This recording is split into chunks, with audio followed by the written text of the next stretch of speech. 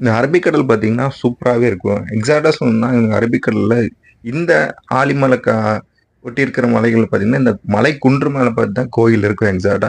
இது வந்து பார்த்தீங்கன்னா, தலங்கள் அப்படியே கீழ இறங்கும்போது ஸ்டெப் பை ஸ்டெப்பா இருக்கும். ஒவ்வொரு தலங்களும். இப்ப நம்ம பார்த்துருக்க இங்க தலங்கள பார்க்கறக்கு சும்மா சூப்பரா இருக்கும். இது நான் ஏகப்பட்ட ஃபோட்டோ ஷூட் எடுக்கிற ஸ்பாட் மாரி தான் இருக்கும் உங்களுக்கு.